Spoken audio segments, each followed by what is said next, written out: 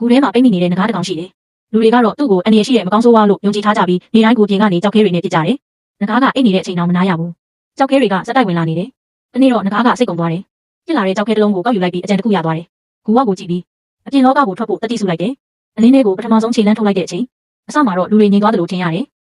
ဒါပေမဲ့တကယ်တော့သူတို့ကနေ့လည်စားနေတာဖြစ်ပြီးခဏနာပြီးတာနဲ့ငကားကိုကြောက်ခဲတွေနဲ့ထပ်ပစ်ကြပြန်တယ်ဒီတစ်ခါတော့ငကားကမခံနိုင်တော့ဘူးအကြီးမားဆုံးဟိန်းတန်တစ်ချက်ထုတ်ပြီးလူတွေကိုသတိပေးလိုက်တယ်ညရောက်တော့သူပြစ်လာတဲ့ကြောက်ခဲတွေကိုတလုံးချင်းစုပုံတင်နိုင်တာကိုသိသွားတယ်အဲ့ဒါနဲ့ကူထဲကလွတ်မြောက်ဖို့ကြောက်တောင်တစ်ခုတိဆောက်တော့တယ်တစ်နှစ်ကြာသွားတယ်ငကားကနောက်တစ်ချိန်အလင်းလေးကိုထွက်လာပြီးသူတည်ထားတဲ့ကြောက်တောင်ကြီးပေါ်တက်သွားတယ်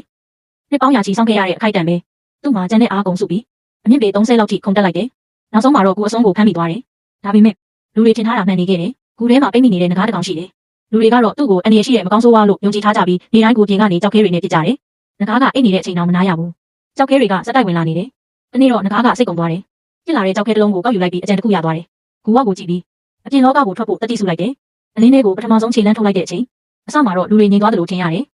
ဒါပေမဲ့တကယ်တော့သူတို့ကနေ့လည်စားနေတာဖြစ်ပြီးခဏနာပြီးတာနဲ့ငကားကိုကြောက်ခဲတွေနဲ့ထပ်ပစ်ကြပြန်တယ်ဒီတစ်ခါတော့ငကားကမခံနိုင်တော့ဘူးအကြီးမားဆုံးဟိန်းတန်တစ်ချက်ထုတ်ပြီးလူတွေကိုသတိပေးလိုက်တယ်ညရောက်တော့သူပြစ်လာတဲ့ကြောက်ခဲတွေကိုတလုံးချင်းစုပုံတင်နိုင်တာကိုသိသွားတယ်အဲ့ဒါနဲ့ကူထဲကလွတ်မြောက်ဖို့ကြောက်တောင်တစ်ခုတိဆောက်တော့တယ်တစ်နှစ်ကြာသွားတယ်ငကားကနောက်တစ်ချိန်အလင်းလေးကိုထွက်လာပြီးသူတည်ထားတဲ့ကြောက်တောင်ကြီးပေါ်တက်သွားတယ်